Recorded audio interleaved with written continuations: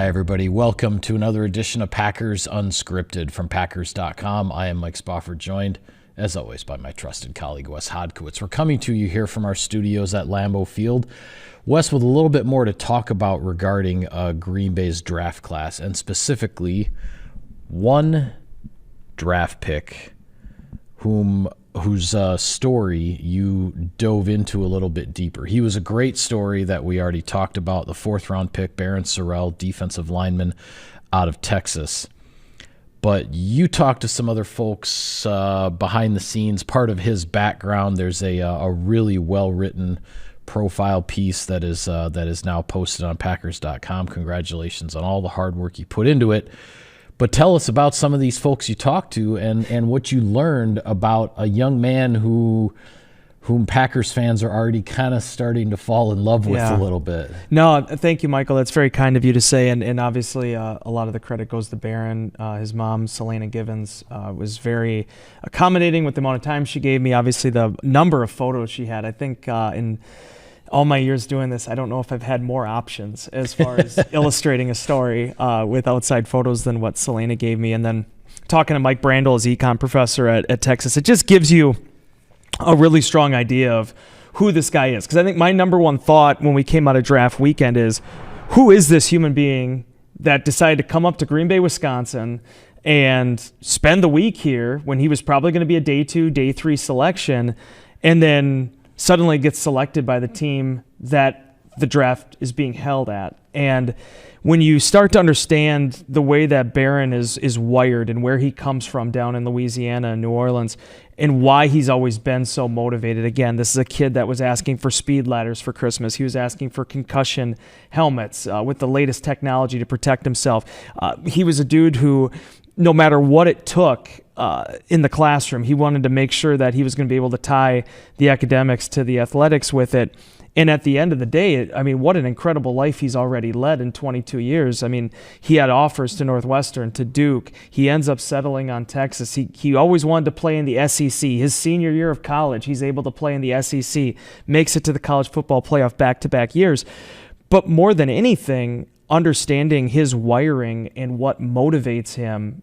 And Selena had a tremendous anecdote about when he was little saying to his mom, I want to make you a millionaire someday. And this guy is willing to do whatever it takes to excel in his chosen profession. And it just so happens to be that he's a football player. So I also want to give a quick shout out to Mike Brandel, who was the professor that very generously went on Twitter after the draft and really expounded on how special this guy is. 3.5 years he graduates from Texas. He's in an introduction to macroeconomics class, spring of 2022. Doesn't do well on the first exam. His brother Avery's the one that's kind of telling him, hey, maybe check in with the professor.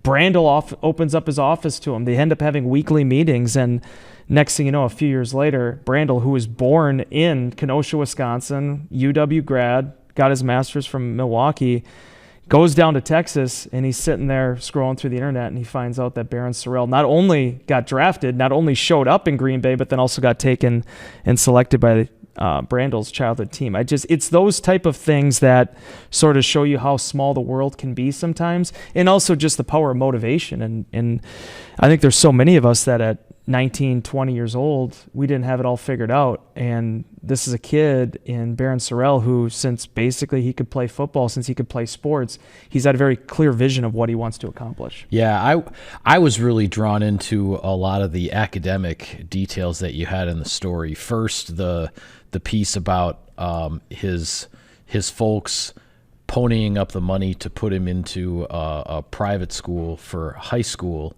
but with the caveat that mom and dad aren't paying for C's. This is you got to get your A's and B's here if we're going to do this, if we're going to make the sacrifice and put you on this path. And then you follow that up with Professor Brandel, the econ professor at the University of Texas, where Sorrell doesn't do well in the first exam, as you said, so he's looking for some extra help, and then he's starting to have these weekly Zoom meetings with his professor to get better explanation, to try to get the material down better, so he can succeed in the class.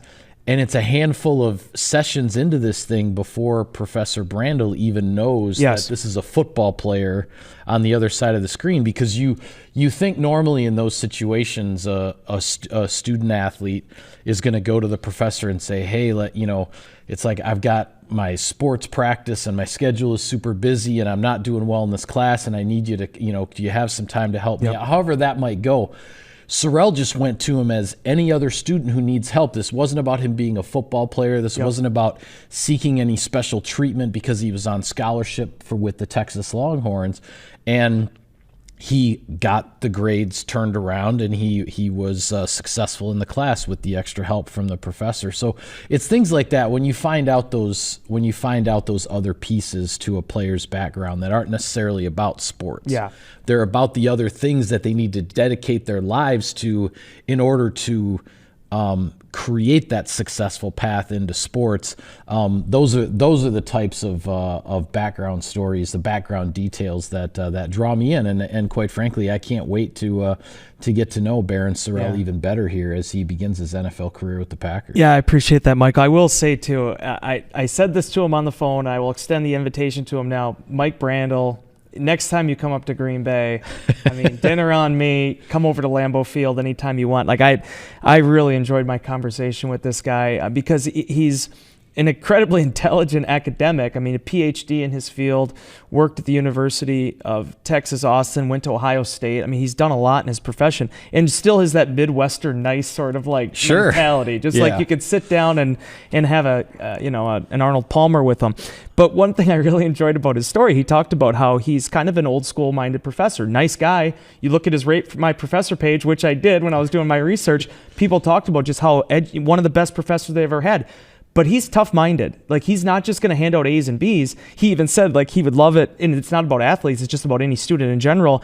The people that don't attend class, that don't do well in the class, and then at the end of the semester, what can I do to get a B, or what can I do to get an A? And he's like, the level of this is, D's end at 60. You're in the 40s. There's not a whole lot I can do to get you up into the B's, and then here's a guy in Sorrell who it's literally his first exam of the course where he takes the time and says, hey, this isn't clicking for me. You got to understand, Barryn had a 4.6 GPA in high school. And if you heard what I said earlier in the show, he was getting recruited by major Division I colleges with huge academic backgrounds there, including the University of Northwestern University, which may or may not be in, a school that Mike Spofford went to. Be that as it may, it shows you the determination this young guy has. And if I may, I just want to throw this out there as well. Looking at the draft day experience, there were two elements of this that I really enjoyed learning more about. Kudos to Commissioner Roger Goodell.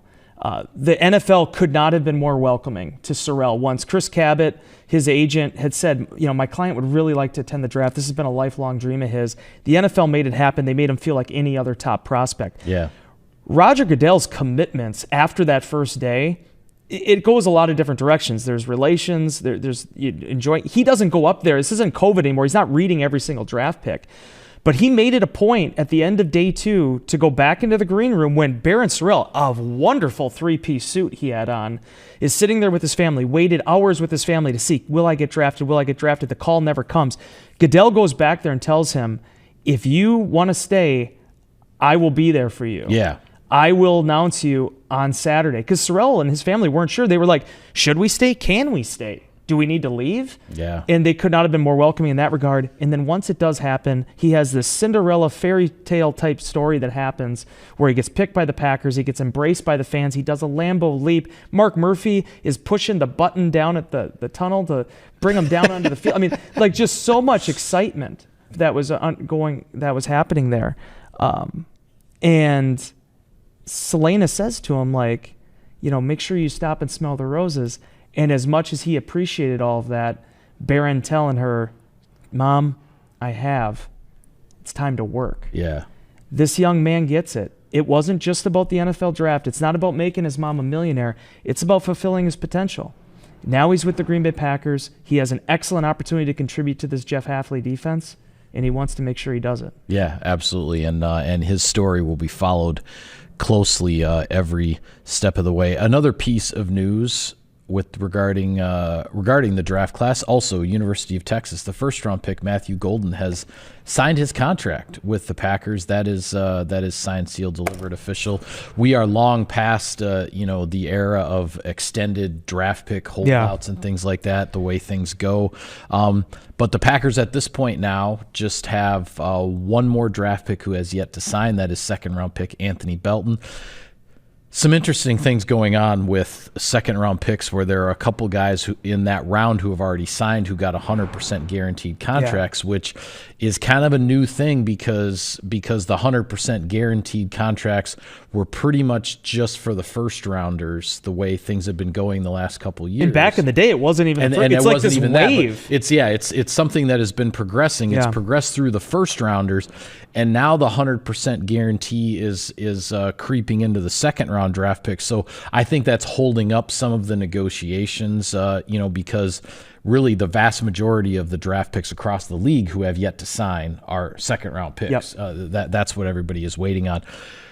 But congratulations to Matthew Golden. He got his deal, and this is a young man who obviously talked about his desire to buy back the family home, his grandmother's house, and now that he's going to have some money in the bank, he'll probably start the process, whatever it takes to get that property back in his family. It's one of the coolest things that happen a lot of times in the NFL draft. Super sad. Like, you hate that, for families, a lot of times this happens.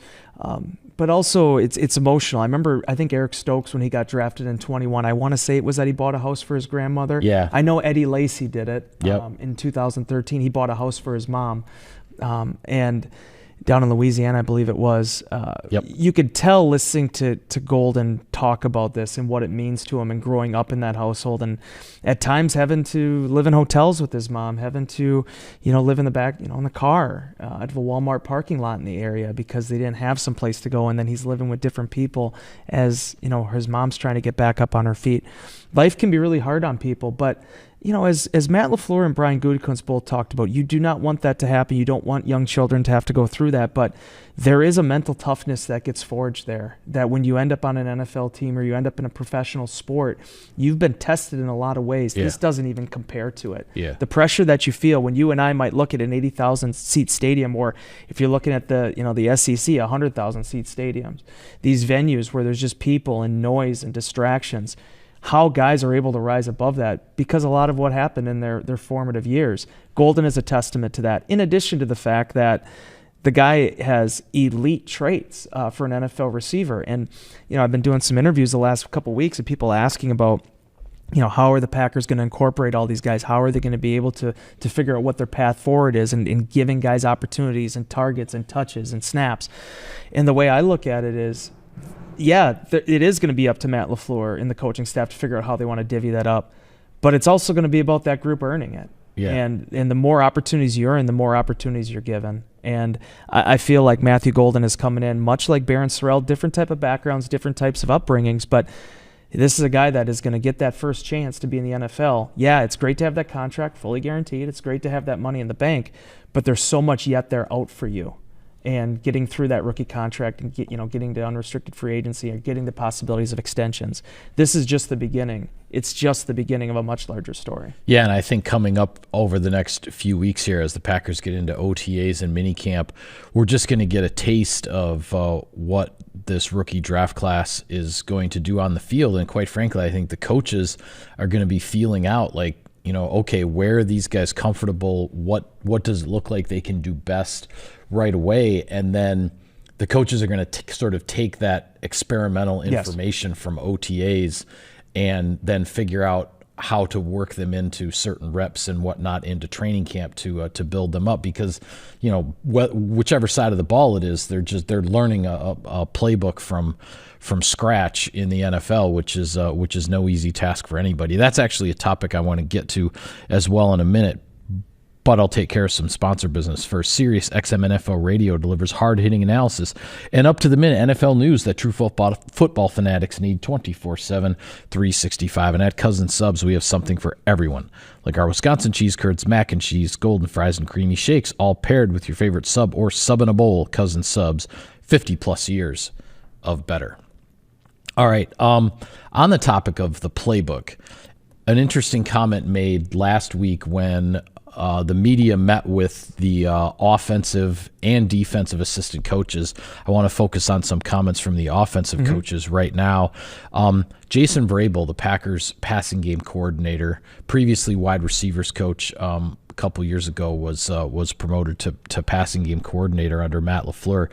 He actually referenced, he was asked about a young rookie like Matthew Golden, Savion Williams, these wide receivers that come in and they need to learn an NFL playbook, and how challenging is that versus, what they learned in college.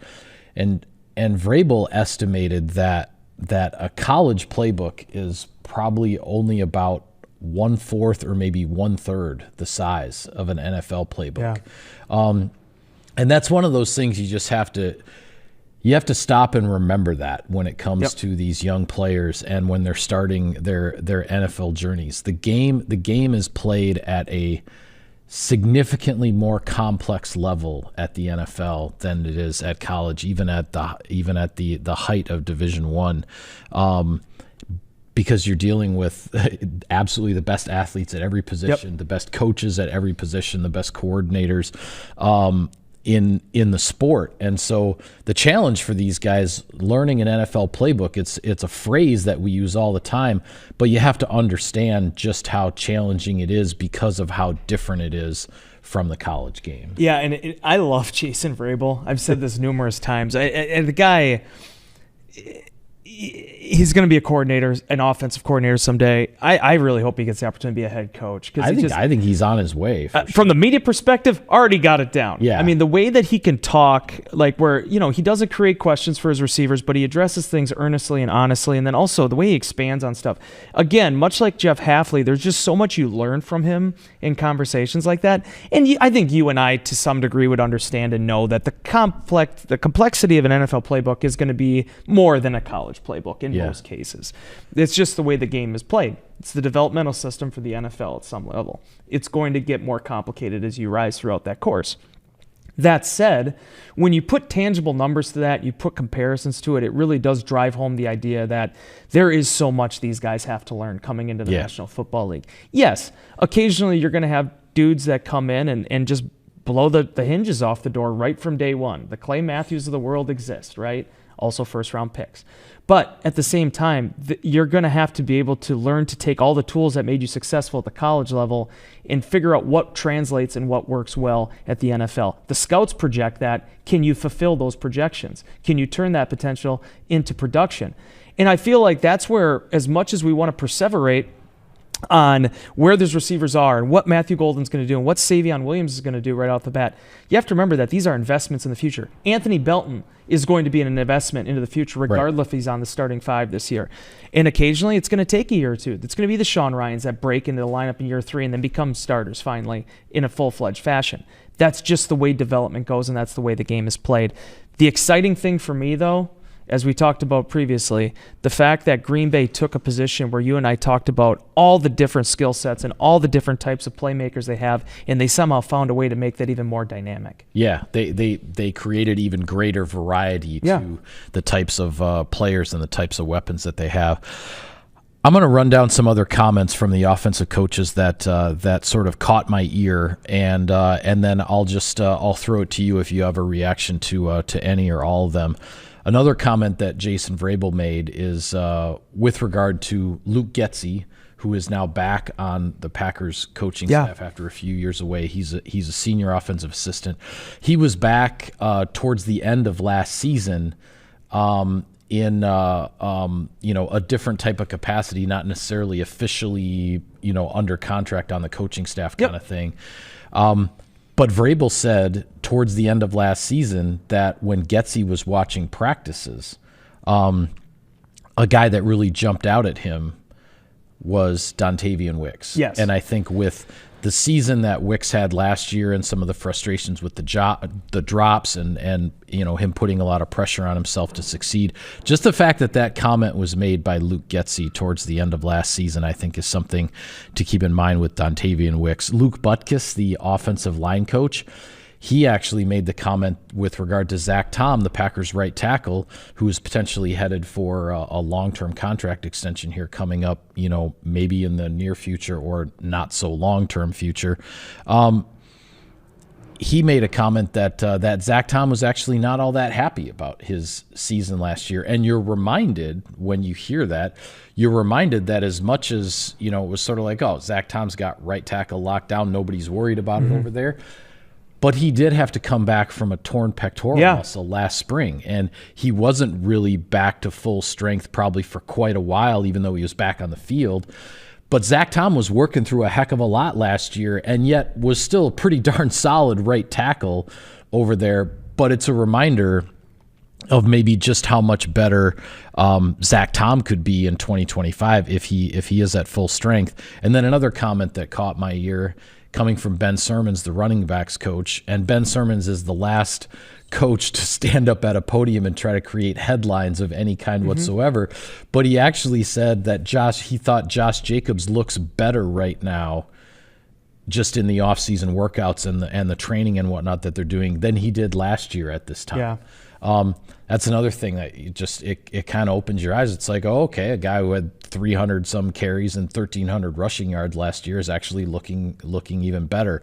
Not that I'm necessarily surprised by that. But anyway, those were some comments that caught my ear. Just wondering your reaction to any of them. Two things here. One, with Josh Jacobs, does it come as a surprise? No, I get that. But also, when you hear the way he talked at the end of last season, have you ever heard of another player that probably sounded as motivated just to play week 1 of the following season as Josh Jacobs was coming out of Philadelphia? No kidding. Whether it was his comments in the post-game locker room or even in the weeks after, at the Super Bowl and everything else that came, this guy clearly is champing at the bit to get back at this thing. And if you think about NFL running backs and where he came from, it took him 5 years. I don't want to say escape, but to find a culture in a team and basically be able to pick where he wanted to be. And now he's there. And I think this is a guy that doesn't want to waste that opportunity, understanding what the clock looks like for him and making sure that he makes hay while the sun is still shining, as my grandfather would say. Sure. Secondly, the Luke Getsy comment might have been the most telling of anything that came out of the coordinator or coach's comments. And just to be clear, Luke Getsy was not actually at the podium. This is Jason Vrabel talking about a conversation that he had with Luke Getsy toward the end of last season. Correct, yeah, because Luke in the senior assistant role is not speaking. But when you're saying relaying what Jason Vrabel was saying that Luke Getsy said, right. One thing that I immediately thought of is we focus so much on his background as a quarterback and as the quarterback's coach for Aaron Rodgers and then a 2-time offensive coordinator. You sometimes can easily forget that this is the guy that was the Packers receiving coach when not only Jordy Nelson was the NFL Comeback Player of the Year, but also when Davante Adams really broke out as a legitimate, bona fide, top-shelf, potential Hall of Fame receiver. Yeah. He's seen those traits up close and personal, both when you have an established wideout like Jordy that's doing well into his later career, or a guy like Davante who was a second-round pick with everything in front of him. So when he says that about Dontavian Wicks, it, again, doesn't necessarily surprise me because of everything he showed his rookie season, but it does give you an idea that these guys are all human, things happen, but the potential is still very much there. Wicks is going to obviously have to work for it this summer. He's going to be in this competition again, as we just talked about. Finding those snaps is not going to be easy. Finding those targets is not going to be easy. But this guy's clearly shown game-breaking tendencies that can put you in a win column. Yeah, and we'll be talking about it a lot as the spring and summer go along. The competition that is going to be developing here at wide receiver. And I guess I just wanted to point out that for all the excitement there is about Matthew Golden and Savion Williams and how the Packers are going to use them,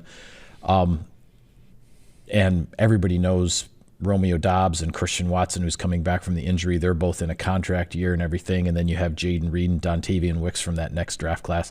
Don't be writing off any of those other guys. I mean, this is these guys. There is not a single one of those guys that is a finished product in the NFL. Their story, their book has not yet been written, and that's what I think is going to be so exciting here moving forward into 2025 at that position, because the Packers have a ton of young talent. They're kind of shoved into one room, and they're going to be out there fighting for snaps and fighting for targets, as you said, and the cream's going to have to rise to the top, and that's how this thing is set up, and we'll have to see how it unfolds. Conjecture always, for whatever reason, in the offseason trumps context, and I feel like all the stuff that has been written about the receiver position and who's the wide receiver one and how does all this stuff shuffle out. What you forget is Christian Watson's not going to be there, at least at the beginning. Right. How does that affect things? That's all hypotheticals if Christian Watson's healthy and how the Packers would approach their offseason. But we can't sit here and talk about how important Christian Watson is like we did last season and then not acknowledge when he's not there that the Packers have to make a move. There has to be a response. I mean, that has nothing to do with the other receivers in the room. It has to do with the fact that Christian Watson is pretty darn good as a football player, and defenses have to handle the Packers differently when he's out there. Yeah. That threat, at least momentarily, is on the shelf. So what are you going to do? You have to put more jars on the shelf. That's what Matthew Golden was. That's what Savion Williams was. And that's what McCole Hardman was. So I've talked to you about this before. We'll continue to talk about it, especially once OTAs begin here shortly. This is as deep in terms of the way the Packers have structured their roster as my time on the beat at all these various positions. They may not have as many proven assets at those positions, but there are so many different ways they can go. Why does that matter? Because when there is an injury, that means you have another guy that can step up into that. We do not set a depth chart. We do not set a 53-man roster and say, okay, well, this is how it's going to be the entire season. It rarely works out like that. Right. The Packers, at this point, they wanted options. Fans wanted options. Guess what, people? You got options. The Packers are going to have plenty of them. We also did hear from the defensive assistant coaches last week, but we will get into some of their comments on our next show. For now, we'll call it a wrap on this edition of Packers Unscripted.